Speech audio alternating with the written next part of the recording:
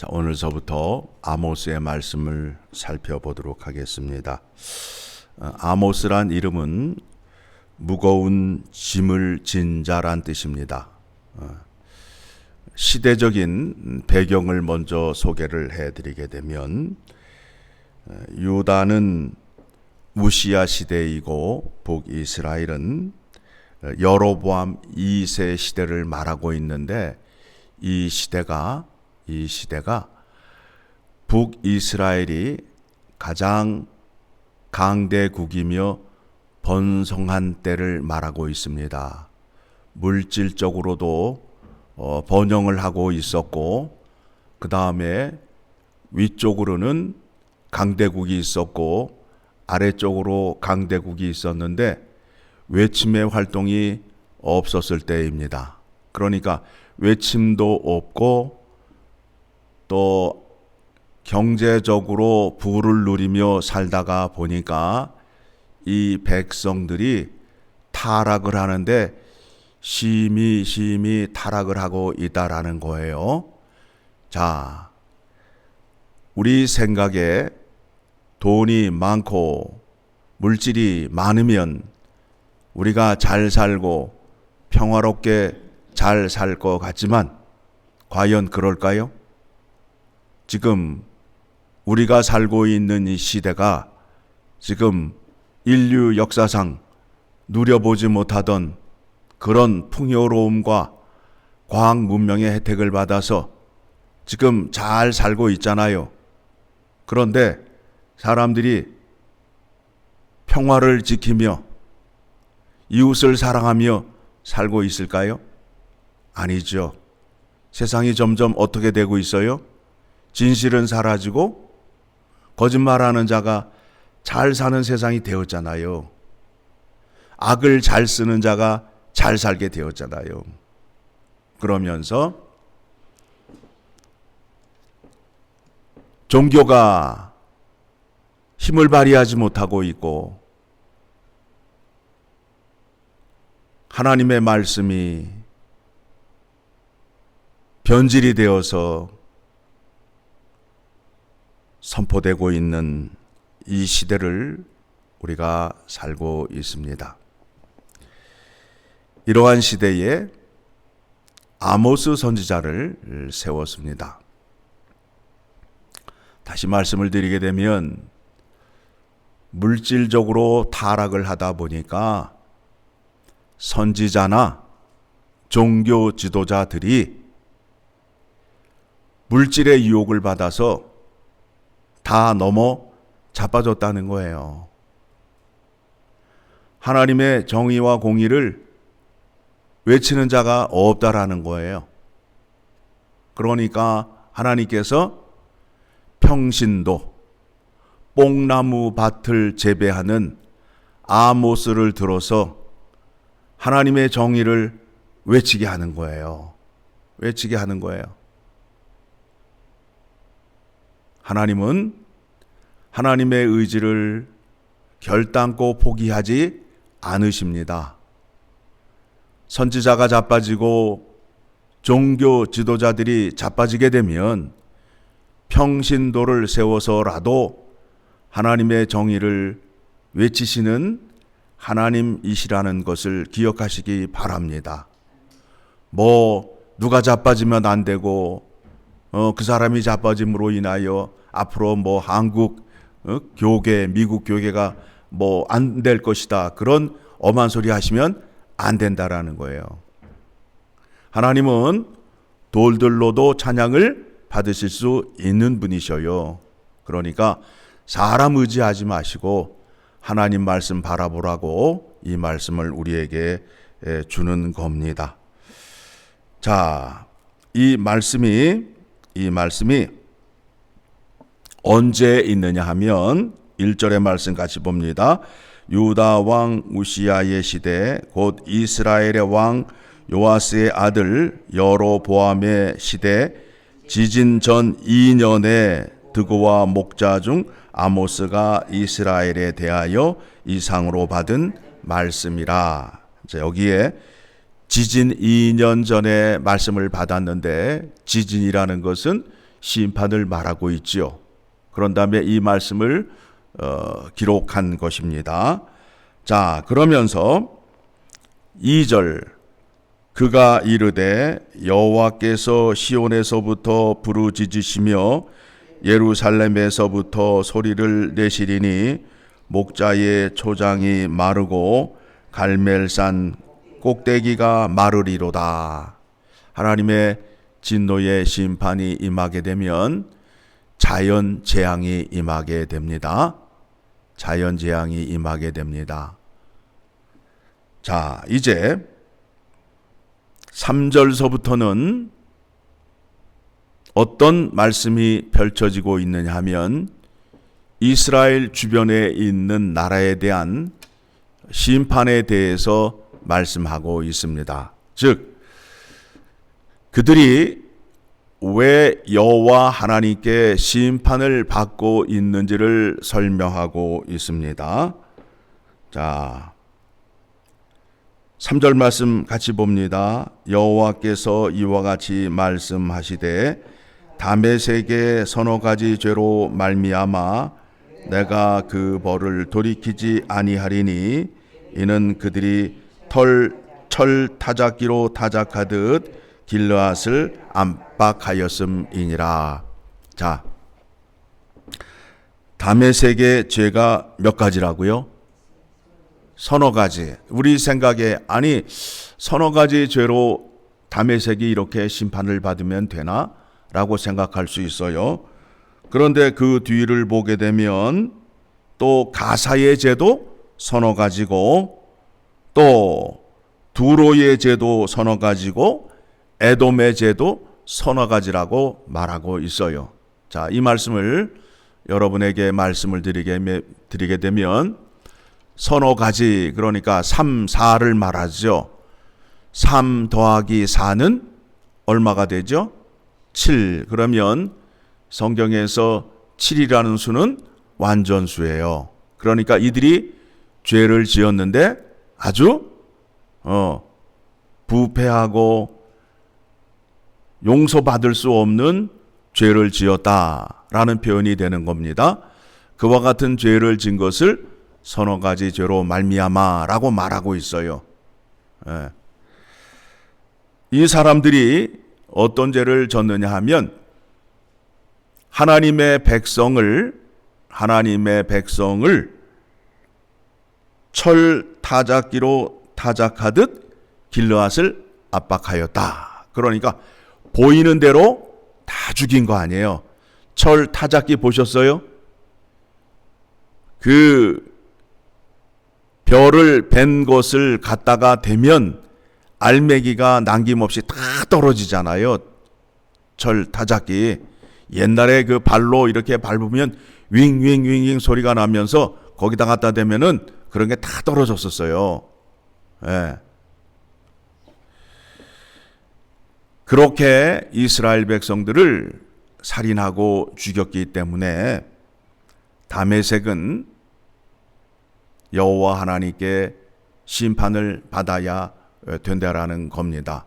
왜 그런가 하면 사람의 생명의 주인은 여호와 하나님이시고 또 이스라엘은 하나님께서 택하신 백성임으로 인하여 하나님께서 그 백성들을 살인하고 죽인 다메섹에 대해서 심판을 말씀하고 있습니다.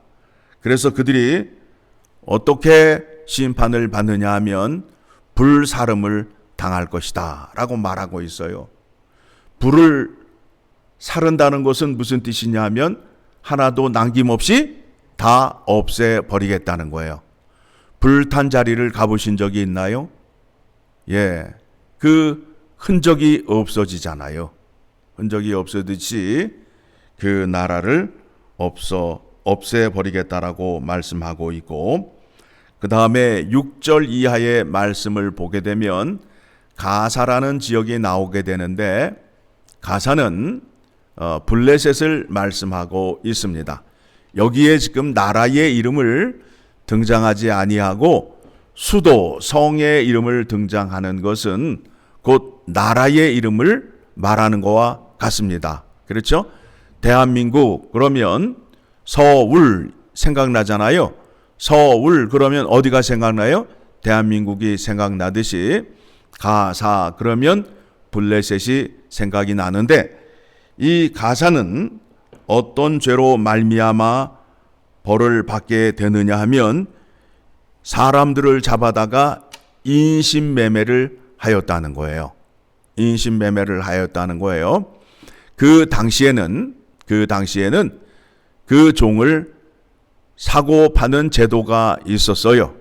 그런데 여기에서 말씀하고자 하는 것이 무엇이냐면 여호와의 택한 백성을 잡아다가 판 것에 대한 죄예요.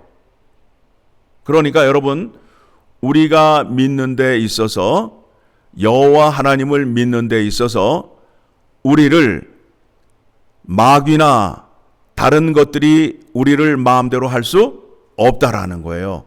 만약에 나를 마음대로 하게 되면 어떻게 된다고요? 여호와 하나님에게 벌을 받게 된다라는 거예요. 그런 존재예요. 그런 존재예요. 예. 자, 그런 말씀을 한번 살펴보고 갑니다. 요한일서 5장 18절을 가게 되면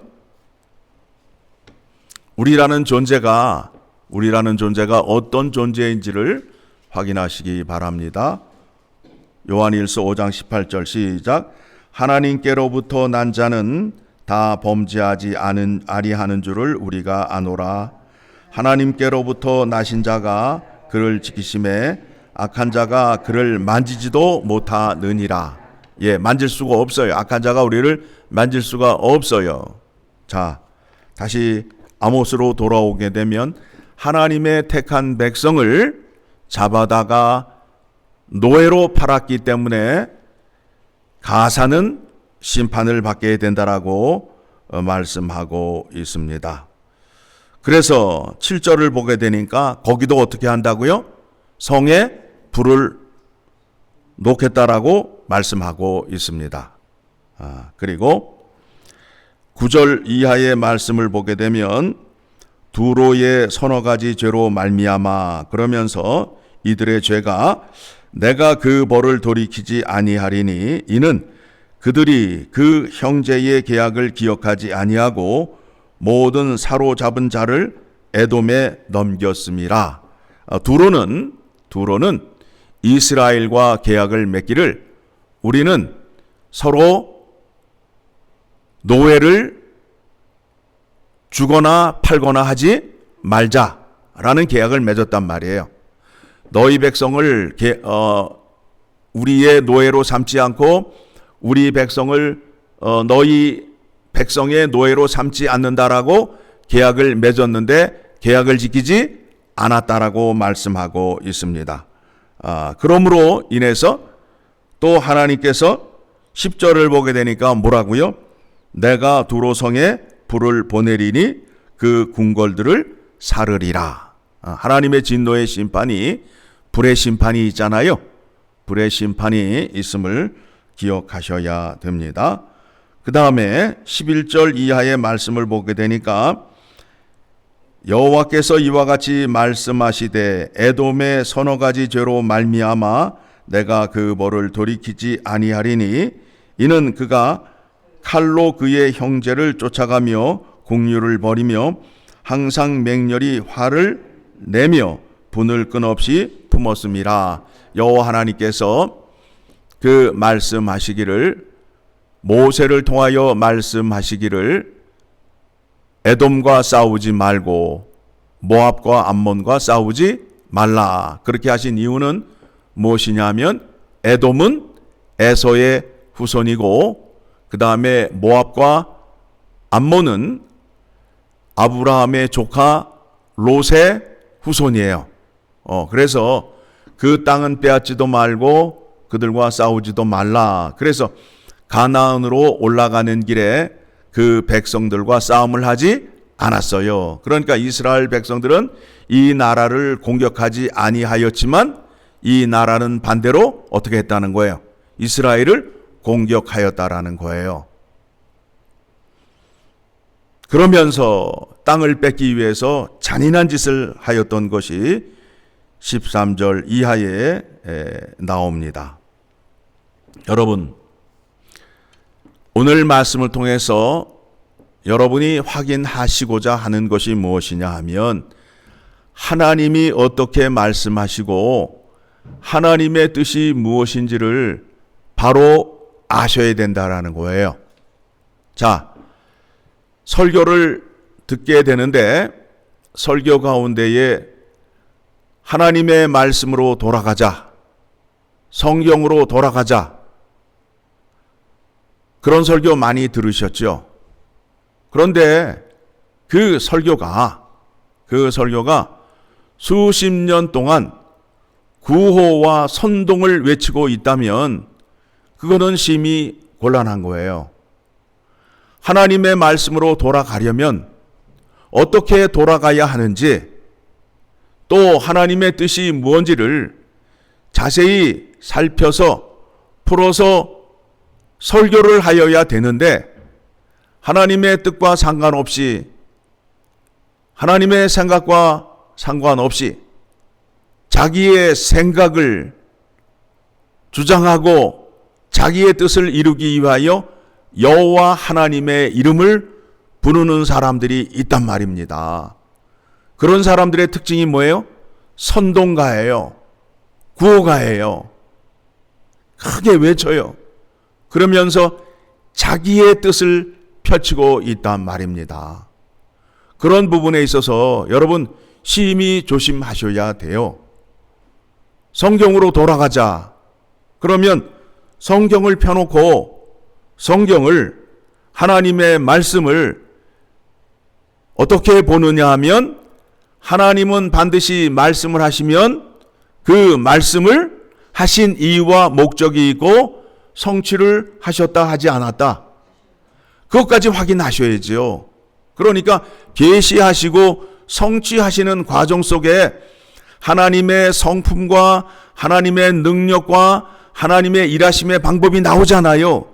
그런 것들을 배우고 그런 것들을 믿어야 되는데 그런 거는 전혀 상관이 없어요. 그냥 구호만 외치는 거예요. 그러니 이 30년 동안 구호만 외치다 보니 믿음이 자라요, 자라지 않아요? 자라지 않는단 말입니다.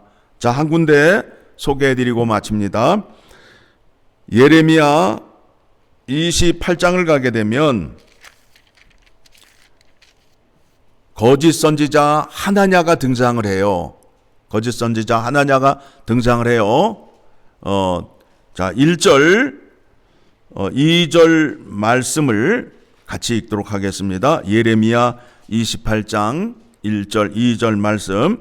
그의 곧 유다 왕 시드기야가 다스리기 시작한 지 4년 5째 달 기본 아술의 아들 선지자 하냐냐가 여호와의 성전에서 제사장들과 모든 백성이 보는 앞에서 내게 말하여 이르되, 만군의 여호와 이스라엘의 하나님이 이같이 일러 말씀하시기를, 내가 바벨론 왕의 멍에를 꺾었느니라. 내가 바벨론 왕 느부갓네살이 이곳에서 빼앗아 바벨론으로 옮겨간 여호와의 성전 모든 기구를 20년 안에 다시 이곳으로 되돌려 오리라. 여호와 하나님께서는 예레미야를 통하여 몇 년? 70년이 걸릴 거다라고 말하고 있는데, 거짓 선지자 하나냐는 몇 년이라고요? 2년이라고 말하면서 어디에서 전하고 있어요? 성전 안에서 전하고 있잖아요. 누구 앞에서? 누구 앞에서? 제사장과 모든 백성이 보는 앞에서 전하고 있잖아요. 이게 하나님이 주신 말씀이에요? 아니죠. 그래서 결국에 가서는 어떻게 돼요? 17절 시작. 선지자 하냐냐가 그의 7째 달에 죽었더라. 거짓 선지자예요. 여러분, 마지막 시대에 물이 넘쳐요. 그런데 정작 마실 물이 없어요. 물이 넘친다고 해서 좋은 게 아니에요. 그 가운데에 하나님의 진리의 말씀, 홍수가 나게 되면 물이 넘치잖아요. 목까지 차오르잖아요. 그런데 마실 물이 없지요. 마지막 시대에 그렇다는 겁니다. 설교가 많이 돌아다니고 있어요. 하나님의 말씀이라고 외치는 자가 많아요. 그 가운데에 진리의 말씀, 생명의 말씀을 여러분들이 잘 찾아서 마셔야 됩니다. 그러기 위해서는 하나님의 말씀을 펴놓고 이리저리 굴려가면서 말씀을 살피셔야 돼요. 베레아의 교인들처럼 하나님의 말씀을 들으면 딱 듣고 접어버리는 것이 아니라 그 말씀을 듣고 그 말씀을 성경 이곳 저곳을 살펴가면서 확인하는 믿음이 여러분에게 있어야 합니다. 그런 믿음을 갖게 되면 마지막 때에 하나님이 여러분도 쓰신다라는 믿음을 가지시고 하나님이 원하시는 정의와 공의가 시행되는 세상을 만드는데 여러분이 크게 쓰임을 받을 것입니다.